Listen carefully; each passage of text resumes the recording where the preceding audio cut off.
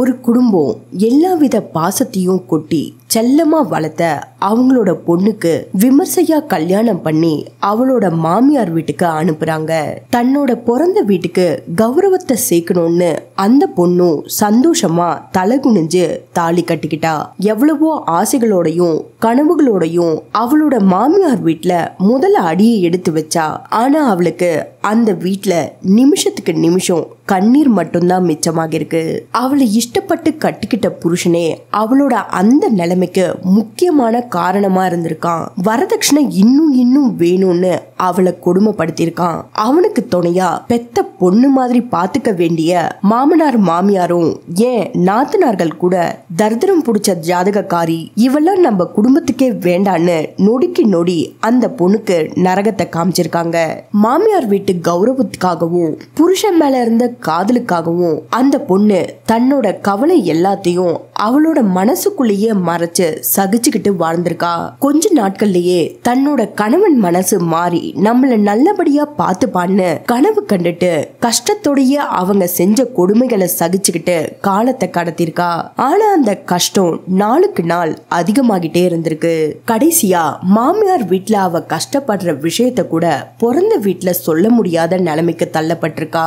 இந்த எல்லா கொடுமைக்கும் ஆளாகி கடைசியா அவளோட மூச்சு காத்தோட காத்தா கலந்து போயிடுச்சு.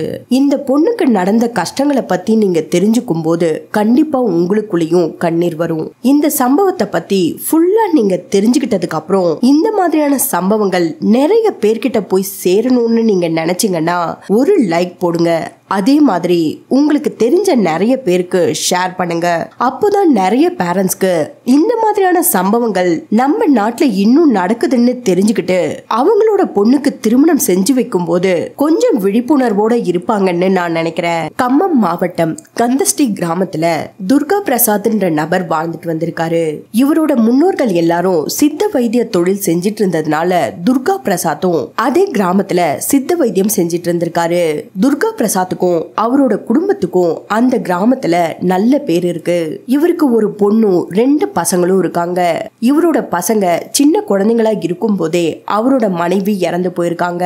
அவரோட மனைவி இறந்து போனதுக்கு அப்புறம் துர்கா பிரசாத் தான் அவரோட 3 குழந்தைகளையும் நல்லபடியா வளர்த்து ஆளாக்கியிருக்காரு. இவரோட மூத்த பொண்ணு பேரு தான் லாவண்யா. அவங்களோட வயசு 21. அம்மா இல்லாம வளர்ந்த 3 பசங்களையும் அந்த குறையே தெரியாம வளர்த்திருக்காரு. அதுலயும் முக்கியமா அதிக அளவுல லாவண்யா மேல பாசத்தை கொட்டி வளர்த்திருக்காரு. தன்னோட பொண்ணு பெரியவள் ஆனதும் அவளுக்கு விமர்சையா திருமணம் செஞ்சு வைக்கணும்ன்றதுக்காகவே ரொம்பவே கஷ்டப்பட்டு உழைச்சு நிறைய பணத்தை சேர்த்து வச்சிருக்காரு. துர்கா பிரசாத் கிட்ட அளவுக்கு அதிகமா சொத்து இருக்குன்னு தெரிஞ்சுக்கிட்ட அவரோட தூரத்து சொந்தங்கள் அதை அடையணும்னு கண்ணு வைக்கிறாங்க. அவங்க தான் கம்மம் மாவட்டத்தை சேர்ந்த கண்ணையா அலைஸ் பாபு, அவரோட மனைவி துர்காமா. இவங்களுக்கு ஒரு பையனும் 3 பொண்ணுங்களும் இருக்காங்க.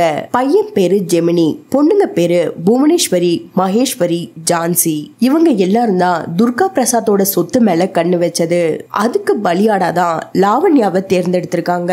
இந்த சம்பவம் நடக்கிறதுக்கு 4 வருஷத்துக்கு முன்னாடி கண்ணையாவும் துர்காமாவும் அவங்களோட பையன் ஜெமினிக்கு லாவண்யாவை பொண்ணு கேட்டு துர்கா பிரசாத் கிட்ட வந்திருக்காங்க. அப்போ லாவண்யாவுக்கு திருமண வயசு இல்லைன்றதுனால துர்கா பிரசாத்தும் அப்போதைக்கு திருமண விஷயத்தை தள்ளி போட்டிருக்காரு. அப்பவும் கண்ணையாவும் துர்காவும் துர்கா பிரசாத்தை விடாம அடிக்கடி வந்து கல்யாண விஷயத்தை பத்தி அவர்கிட்ட பேசி டார்ச்சர் பண்ணிருக்காங்க. ஏதாவது ஒரு காரணத்தை சொல்லி துர்கா பிரசாத்தும் அந்த விஷயத்தை தள்ளி போட்டிருக்காரு. அப்பவும் ஜெமினியோட பேரண்ட்ஸ் விடாம அவங்க குடும்பத்தை சேர்ந்த பெரியவங்களை கூட்டிட்டு வந்து துர்கா பிரசாத் கிட்ட பேசி இந்த திருமணத்துக்கும் சம்மதம் வாங்குறாங்க. அதுக்குள்ளவே லாவண்யாவுக்கும் 20 வயசு ஆகிருக்கு. ஜெமினியும் துர்கா பிரசாத் முன்னாடி நல்லவன் மாதிரி நடிச்சதுனால துர்கா பிரசாத்தும் ஜெமினிய நம்பியிருக்காரு. அதோட ஜெமினி கூட 3 சகோதரிகள் பிறந்திருக்கிறதுனால நம்ம பொண்ணையும் நல்லா பார்த்து பாருன்னு நம்பியிருக்காரு. 19 ஜூன் 2022 அன்னைக்கு துர்கா பிரசாத் அவரோட பொண்ணு லாவண்யாவுக்கும் ஜெமினிக்கும் ரொம்ப விமர்சையா திருமணமும் செஞ்சு வச்சிருக்காரு. வரதட்சணையா 10 லட்சம் பணம், 40 சவரன் நகையை போட்டு லாவண்யாவை அவளோட மாமியார் வீட்டுக்கும் சந்தோஷமா அனுப்புறாரு. அந்த வீட்டுக்குள்ள அடியெடுத்து வைக்கும் போது லாவண்யா சந்தோஷமா வாழ போறோம்னு கனவு கண்டுட்டு அடி எடுத்து வச்சிருக்காங்க. ஆனா கல்யாணம் ஆன கொஞ்ச நாட்கள்லயே ஜெமினி, நம்ம 2 பேரும் அமெரிக்கால போய் செட்டில் ஆகிடலாம், நீ வரதட்சணையா வாங்கிட்டு வந்த பணம் பத்தாது, திரும்பவும் உன்னோட அப்பா கிட்ட போய் பணம் வாங்கிட்டு வான்னு லாவண்யாவை டார்ச்சர் பண்ண ஆரம்பிச்சிருக்கான். லாவண்யா அவன் சொல்றத கேட்காததுனால ஒவ்வொரு நாளும் அவங்கள பெல்ட்டால அடிச்சு கொடுமைப்படுத்திருக்கான். அதோட பல நாட்கள் அவங்களுக்கு சாப்பாடு போடாம பட்னியாவே வச்சிருந்திருக்கான். ஜெமினி பண்ற இந்த கொடுமைக்கெல்லாம் அவனோட அம்மா அப்பாவும் துணையா இருந்திருக்காங்க.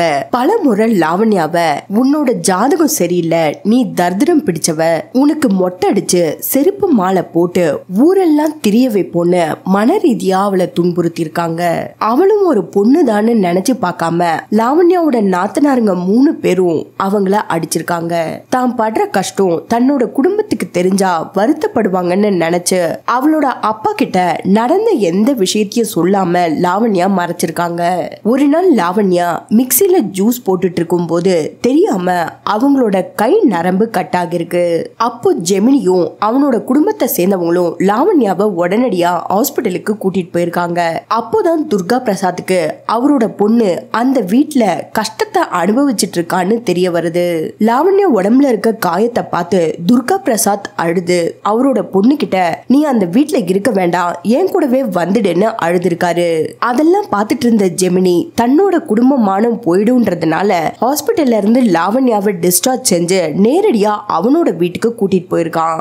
லாவண்யா டிஸ்சார்ஜ் ஆனதுக்கு அப்புறம் ஒரு சில நாட்கள் அவங்க கூட சந்தோஷமா இருக்கா மாதிரி நடிச்சிட்டு இருந்திருக்கான். இந்த சமயத்துல தான் ஜெமினிக்கும் அவனோட குடும்பத்துக்கும் அமெரிக்கா போறதுக்கு டூரிஸ்ட் விசா கிடைச்சிருக்கு. அதனால அந்த ஃபேமிலி லாவண்யாவை இங்கே விட்டுட்டு அவங்க எல்லாரும் மட்டும் அமெரிக்காக்கு போயிட்டு ஜாலியா என்ஜாய் பண்ணிட்டு வரணும்னு நினைக்கிறாங்க. அதுக்காக ஜெமினி லாவண்யா கிட்ட, நம்ம எல்லாரும் அமெரிக்காக்கு போயிட்டு ஜாலியா இருந்துட்டு வரலாம், ஊருக்கு போறதுக்கு முன்னாடி உன் ஃபேமிலி கிட்ட ஆசீர்வாதம் வாங்கிட்டு வரலாம்னு சொல்லிட்டு லாவண்யாவை அவங்களோட வீட்டுக்கும் கூட்டிட்டு வந்திருக்கான். அடுத்த நாள் அதிகாலையில 2 மணிக்கு லாவண்யா கிட்டயும் சொல்லாம அமெரிக்காக்கு போயிருக்கான். அந்த சமயத்துல தான் துர்கா பிரசாத் லாவண்யாவை சமாதானப்படுத்திருக்காரு. அப்போ லாவண்யா அவங்களோட அப்பா கிட்ட ஒரு சில விஷயங்களையும் சொல்லியிருக்காங்க. 2 குடும்பத்தோட முன்னோர்களுக்கும் ஏதோ பிரச்சனை இருந்ததுனால அந்த பகையை தீர்த்துக்க தான் லாவண்யாவை ஜெமினிக்கு கல்யாணம் பண்ணி வச்சதாவும் அழுதுகிட்டே சொல்லியிருக்காங்க. துர்கா பிரசாத்தும் அவரோட பொண்ணை சமாதானப்படுத்தி தான் கூடவே வச்சிட்டு இருந்திருக்காரு. லாவண்யாவும் எல்லா விஷயங்களையும் மறந்து சந்தோஷமா அவரோட அப்பா வீட்டுல இருந்துட்டு இருக்கும் போது ஜெமினி திரும்பவும் லாவண்யாவுக்கு போன் பண்ணி பாசமா பேசியிருக்கான். அவன் அமெரிக்காக்கு போய் 1 மாசம் ஆகி விசா டைம் முடிஞ்சதுனாலையும் இதுக்கப்புறம் அவனுக்கு பணம் தேவைப்படுறதுனாலையும் தான் திரும்பவும் நம்ம கிட்ட பாசமா பேசலான்றத லாவண்யாவால கணிக்க முடியல. என்னால உன்னை மறந்து வாழ முடியல, நான் சீக்கிரமா இந்தியாவுக்கு வந்துடுறேன், அதுக்கப்புறம் நம்ம 2 பேரும் சேர்ந்து வாழலாம்னு சொல்லியிருக்கான். அவன் அமெரிக்கால இருந்து இந்தியாவுக்கு வந்ததும் ஒரு நாள் லாவண்யாவுக்கு போன் பண்ணி அவளோட வீட்டுக்கு வெளியில வர சொல்லியிருக்கான். அவ வெளியே வந்ததும் வா நம்ம வீட்டுக்கு போலான்னு கட்டாயப்படுத்திருக்கான். லாவண்யாவும் என்னோட அப்பா கிட்ட சொல்லிட்டு வந்துடுறேன்னு சொன்னாலும் அவளை விடாம ஜெமினி அவன் கூட கூட்டிட்டு வந்த 2 வேலைக்காரங்களை வச்சுட்டு வலுக்கட்டாயமா லாவண்யாவை கார்ல ஏத்திக்கிட்டு அவனோட வீட்டுக்கும் போயிருக்காங்க. அடுத்த நாள் காலையில எழுந்ததும் துர்கா பிரசாத் அவரோட வீட்டுல லாவண்யாவை தேடி இருக்காரு. ஜெமினி வந்துதான் தன்னோட பொண்ணை கூட்டிட்டு போயிருக்கான்ற விஷயம் தெரிஞ்சதும் அவங்க குடும்பத்துல இருக்க பெரியவங்களை வச்சு பஞ்சாயத்தும் பண்ணிருக்காரு. அங்க இருந்த எல்லாருமே ஜெமினியோட குடும்பத்துக்கு தான் சாதகமா பேசியிருக்காங்க. இந்த சம்பவத்துக்கு அப்புறம் ஜெமினி திரும்பவும் லாவண்யாவை ரொம்ப கொடுமை பண்ண ஆரம்பிச்சிருக்கான். அதோட லாவண்யாவோட கையில நரம்பு கட்டான இடத்துல இன்ஃபெக்ஷன் ஏற்படவும் ஆரம்பிச்சிருக்கு. இதனால அந்த மொத்த குடும்பமும் இந்த இன்ஃபெக்ஷன் காரணமா இனிமேல் அவளுக்கு குழந்தைய பிறக்காது, இனிமே இவன் நம்ம குடும்பத்துக்கு சரிப்பட்டு வரமாட்டான்னு சொல்லி லாவண்யாவை கழட்டி விட்டுட்டு ஜெமினிக்கு அவங்க குடும்பத்திலேயே இருக்க வேற ஒரு பொண்ணை திருமணம் செஞ்சு வைக்கிறதுக்காக பிளான் பண்ணிட்டு இருந்திருக்காங்க. லாவண்யா அவங்க அனுபவிக்கிற கொடுமைகள் எல்லாம் அவங்க அப்பா கிட்ட சொல்றதுக்கு கூட அவங்க கிட்ட போன் இல்ல. ஏன்னா போனையும் அவங்க கிட்ட இருந்து பிடிங்கி வச்சிருந்திருக்காங்க. துர்கா பிரசாத்தாலையும் அந்த வீட்டுக்கு போக முடியல. ஏன்னா அவரோட குடும்பத்தை சேர்ந்தவங்க யாராவது லாவண்யாவை பாக்குறதுக்காக அந்த வீட்டுக்கு போனா லாவண்யாவை வாழா வெட்டியா ஆக்கி உன்னோட வீட்டுக்கே அனுப்பிடுவோன்னு அவரை மிரட்டி வச்சிருந்திருக்காங்க. அதனாலேயே துர்கா பிரசாத்தாலையும் மத்த யாராலையுமே லாவண்யாவை பாக்குறதுக்காக அந்த வீட்டுக்கு போக முடியல. ஒரு நாள் இதே மாதிரி தான் ஜெமினி லாவண்யாவை பயங்கரமா அடிச்சிருக்கான். அவன் அடிக்கிற அடிக்கிற அடி தாங்க முடியாம லாவண்யா பக்கத்துல இருக்க ஒரு வீட்டுக்கு போய் ஒளிஞ்சிருந்திருக்காங்க. அப்பவும் அந்த குடும்பம் விடாம அந்த வீட்டுக்குள்ள போயிட்டு லாவண்யாவை அடிச்சு தரன்னு அவங்க வீட்டுக்கு இழுத்துட்டு வந்திருக்காங்க. அக்கம் பக்கத்து வீட்டுல எல்லாம் போயிட்டு நம்ம மானத்தை எடுக்கிறான்னு கோவப்பட்ட ஜெமினி லாவண்யாவோட வாயில பல தூக்க மாத்திரைகளை திணிச்சிருக்கான். அதோட அவளை பயங்கரமா அடிச்சதுனால அதே இடத்துல மயக்கம் போட்டிருக்கா. அத பார்த்த ஜெமினி பயந்து போய் டாக்டருக்கும் போன் பண்ணிருக்கான். ஆனா அவனோட சகோதரிங்க நம்ம இப்போ அவளை ஹாஸ்பிட்டலுக்கு கூட்டிட்டு போனா நம்ம போலீஸ் கிட்ட மாட்டிப்போம், அதனால எனக்கு தெரிஞ்ச டாக்டர்ஸ் இருக்காங்க, அவங்கள வீட்டுக்கே வர சொல்லலாம்னு சொல்லிட்டு ஒரு டாக்டரை வீட்டுக்கே வர சொல்றாங்க. டாக்டர் வந்ததும் லாவண்யாவுக்கு இன்ஜெக்ஷனும் போட்டிருக்காங்க. இன்ஜெக்ஷன் போட்ட கொஞ்ச நேரத்திலேயே லாவண்யா சுயநினைவுக்கும் வந்திருக்காங்க. ஆனா ஒரு சில நிமிஷத்திலேயே அந்த இன்ஜெக்ஷன் ரியாக்ஷன் காமிச்சு லாவண்யாவோட மூக்குல இருந்தும் வாயில இருந்தும் ரத்தம் வர ஆரம்பிக்குது. லாவண்யா அழுதுகிட்டே எனக்கு ஏதோ ஆகுது, நான் இறந்து போயிடுவேன் மாதிரி இருக்கு, பயமா இருக்கு, என்ன ஹாஸ்பிட்டலுக்கு கூட்டிட்டு போங்கன்னு அழுதுருக்கா. அங்க இருக்க யாருக்குமே மனசாட்சியே இல்ல. லாவண்யா அவ்வளவு அழுதும் இறங்கி வராம அவளை எடுத்துட்டு போய் ஒரு ஸ்டோர் ரூம்ல போட்டு பூட்டிருக்காங்க. லாவண்யாவை அடிச்சு எடுத்துட்டு போனத அக்கம் பக்கத்துல இருந்தவங்க எல்லாம் பார்த்ததுனால அந்த விஷயத்தை துர்கா பிரசாத்துக்கும் தெரியப்படுத்திருக்காங்க. துர்கா பிரசாத்தும் தன்னோட பொண்ணுக்கு ஏதோ நடக்க கூடாது நடந்திருக்கும்னு புரிஞ்சுக்கிட்டு உடனடியா அவரோட குடும்பத்தை சேர்ந்த பெரியவங்க எல்லாரையும் கூட்டிக்கிட்டு ஜெமினியோட வீட்டுக்கும் வந்திருக்காரு. அங்க வந்ததும் தன்னோட பொண்ணு இப்பவே பாக்கணும்னு அவர் சண்டை போட்டதுனால ஸ்டோர் ரூம்ல இருந்த லாவண்யாவையும் காமிச்சிருக்காங்க. அங்க மூக்குலயும் வாயிலையும் ரத்தம் வழிஞ்சிட்டு இருந்த தன்னோட பொண்ணை பார்த்து துர்கா பிரசாத் பயங்கரமா கத்தி கதறி அழுதுருக்காரு. உடனடியா எல்லாருமா சேர்ந்து லாவண்யாவை காவ்யா மருத்துவமனையிலயும் சேர்க்கிறாங்க. லாவண்யாவுக்கு ட்ரீட்மெண்ட் கொடுத்த டாக்டர்ஸ் லாவண்யா 90% கிரிட்டிக்கல் ஸ்டேஜ்ல இருக்கிறதா அவங்களோட குடும்பத்துக்கும் தகவல் சொல்றாங்க. இந்த சம்பவத்தை பத்தி போலீஸ்க்கு இன்ஃபார்ம் பண்ணதும் ஹாஸ்பிட்டலுக்கு வந்து விசாரிச்ச சிஐ சுவாமின்ற அதிகாரி லாவண்யாவை சந்திச்சு நடந்த எல்லா விஷயத்தையும் கேட்டு தெரிஞ்சிட்டு இருக்காரு. ஆனா அந்த போலீஸ் ஜெமினியோட குடும்பத்துக்கிட்ட இருந்து பணம் வாங்கிட்டதா சொல்லப்படுது. லாவண்யா அவளோட குடும்பத்துக்கிட்ட வரதட்சணை பணத்தை கேட்டதாவும் அவளோட குடும்பத்தார் அந்த பணத்தை கொடுக்க மறுத்ததுனால லாவண்யாவே தூக்க மாத்திரை போட்டுக்கிட்டு இறந்து போறதுக்கு முயற்சி செஞ்சதா சொல்லி இந்த கேஸ க்ளோஸ் பண்ண முயற்சி செஞ்சிருக்காரு. இந்த விஷயத்த லாவண்யாவோட ஃபேமிலி லாவண்யா கிட்ட சொன்னதுனால லாவண்யா தனக்கு முடியாத சமயத்திலையும் கமிஷனர் கிட்ட அவங்களோட நிலைமையை எடுத்து சொல்லி திரும்பவும் இந்த கேஸ வேற ஒரு அதிகாரி கிட்ட கொடுத்து விசாரிக்க சொல்லிருக்காங்க. அப்போ லாவண்யா வாக்கு மூலமா நடந்த எல்லா விஷயத்தையும் சொல்லிருக்காங்க. இந்த கேஸ்க்கு சம்பந்தப்பட்ட வீடியோஸ் போட்டோஸ் எல்லாமே நான் டெலிகிராம் குரூப்ல அப்லோட் பண்ணிருக்கேன், பார்க்கணும்னு நினைச்சீங்கன்னா மறக்காம போய் பாருங்க. அப்போதான் லாவண்யா அந்த வீட்ல எந்த அளவுக்கு கொடுமையா அனுபவிச்சிருக்கான்னு உங்களால புரிஞ்சுக்க முடியும். அவங்க கடைசியா போலீஸ் கிட்ட கொடுத்த வாக்குமூலத்தை கேட்டோம்னா கல் நெஞ்சமா இருக்கவங்க கூட கரைஞ்சு போயிடுவாங்க.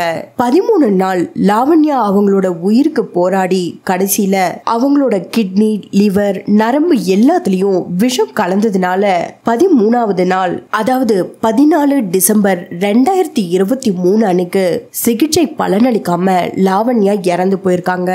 லாவண்யா இறந்து போனதுக்கு அப்புறம் ஜெமினியும் அவனோட மொத்த குடும்பமும் தலைமறைவா வாழ்ந்துட்டு இருக்காங்க. இது ஒரு லாவண்யாவோட கண்ணீர் கதை மட்டும் இல்ல, நம்ம நாட்டுல நிறைய பெண்கள் இப்படிதான் வாழ்ந்துட்டு இருக்காங்க. இந்த மாதிரி பெண்களை கொடுமைப்படுத்துற ஒவ்வொருத்தருக்கும் சரியான தண்டனை கிடைக்கணும். அப்போதான் இந்த மாதிரி கொடுமை பண்றவங்க எல்லாம் திருந்துவாங்க. நான் இந்த வீடியோல பேசின ஒவ்வொரு வார்த்தையும் லாவண்யா ஹாஸ்பிட்டல்ல 13 நாட்கள் இருக்கும் போது அவளோட குடும்பத்துக்கிட்டையும் போலீஸ் கிட்டையும் அழுதுகிட்டே சொன்ன ஒவ்வொரு வார்த்தைகள் மட்டும்தான். இப்போ நான் உங்ககிட்ட கேக்குறேன், இந்த லாவண்யாவோட கண்ணீர் கதை நிறைய பேர்கிட்ட நீங்க போய் சேரணும்னு நினைச்சீங்கன்னா மறக்காம ஒரு லைக் பண்ணிட்டு ஷேர் பண்ணுங்க. மறுபடியும் அடுத்த ஒரு வீடியோல உங்களை சந்திக்கிறேன். தேங்க்ஸ் ஃபார் வாட்சிங் ஃப்ரெண்ட்ஸ்.